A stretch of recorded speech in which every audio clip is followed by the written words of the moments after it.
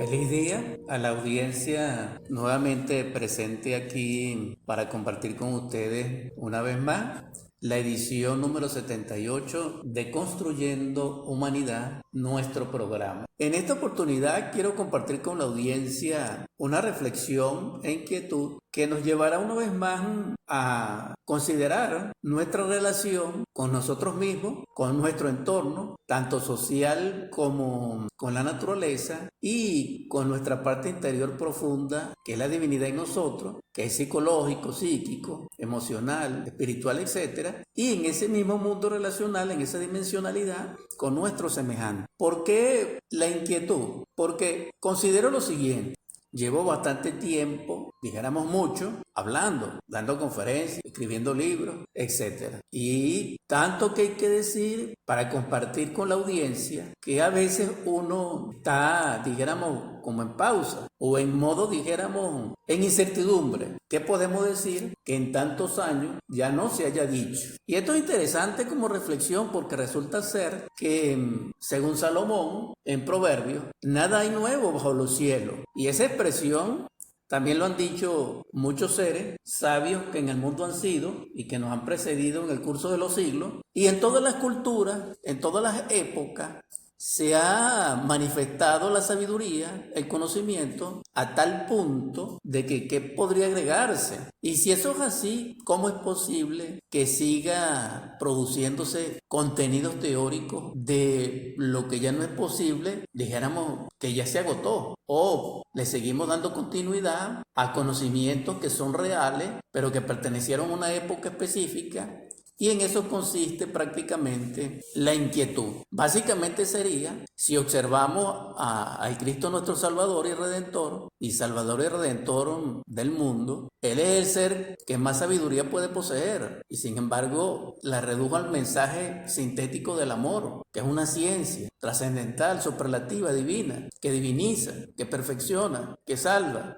Sin embargo, hay algo puesto en nosotros y tal vez no estoy explicando bien lo que pueda sentir o lo que pueda estar analizando dentro de mi dimensionalidad mental para poder expresarme. Que hay algo paradójico. Hay personas que pagan conciertos en varias partes del mundo con el mismo cantante, dijéramos, la misma orquesta, mismo artista, y las mismas canciones. Sin embargo, tal vez no hay oído para un orador que de repente está diciendo algo que es real y ni siquiera tiene audiencia. Y así es la humanidad y así será. ¿Por qué? Obviamente la respuesta es por el estado en que nos encontramos interiormente.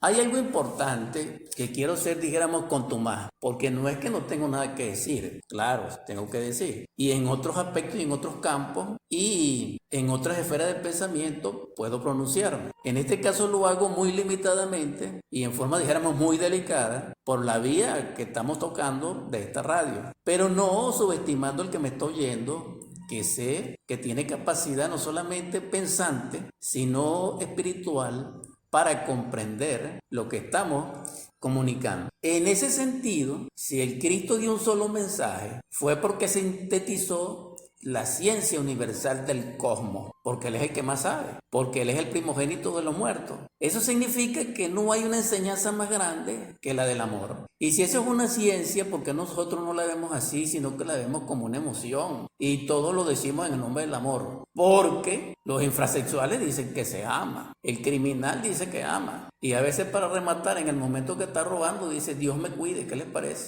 Total, esto es impresionante, el mundo paradójico en que nosotros nos encontramos. Pero si se puede pagar un cantante y pagamos por música de un cantante que ya está muerto hace 55 años y ameniza nuestras fiestas, fíjense, entonces no tenemos oído para un orador que quiera aportarnos un mensaje que beneficia nuestra propia vida. Así puedo enfatizar concretamente, repito, en forma contumaz, de que como el propósito de Construyendo Humanidad es humanizarnos primeramente y enseñarlo cómo e informar las técnicas, las bases psicológicas básicamente y ontológicas, es decir, del ser y de nuestra propia realidad interior, afirmo, sin temor a equivocarme, de que no puede haber para el que me escucha, para cada quien, algo más importante y trascendental que su propia vida. Y Lo relativo, lo correlativo, deviene de su relación ahora con los demás. Como lo dije al principio, la relación con lo espiritual y con el espíritu de los demás, la relación con el mundo y la relación social, etc.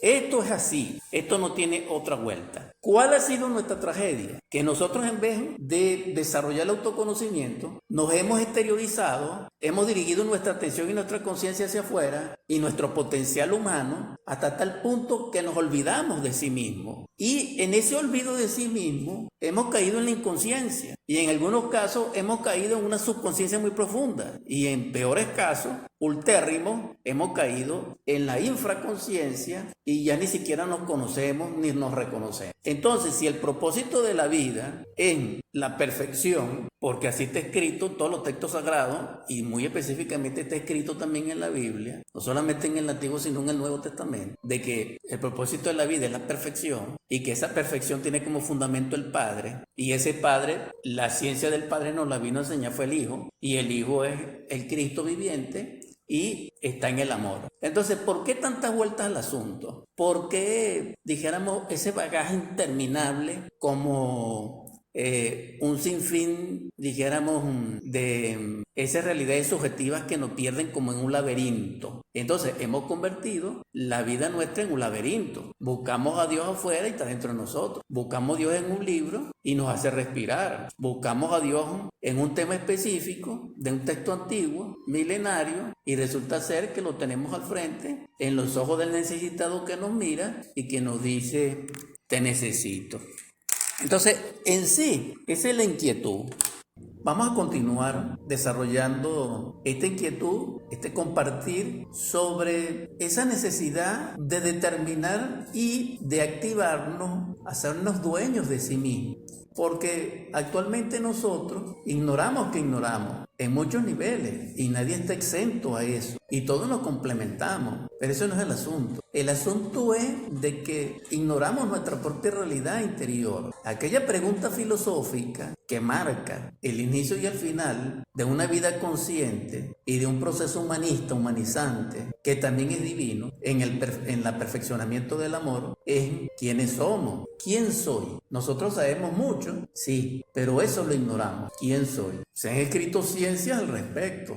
Y el que puede responder esa pregunta, en este caso, son hombres auténticos, son seres inefables que han encarnado a través de la perfección y del amor el espíritu revelador, es decir, el Espíritu Santo a la luz del cristianismo o de nuestros principios místicos religiosos occidentales, pero que en el oriente no lo llaman así, pues, pero sin embargo también es el mismo principio, porque ellos tienen sus deidades y también tienen sus panteones y también tienen su filosofía y su psicología. Y sin embargo todos ellos a través del tiempo convergen en un punto, en un núcleo, que es el Cristo. Ese Cristo, que es el que nos puede salvar a través del amor, está dentro de nosotros. ¿Por qué el asunto es crístico?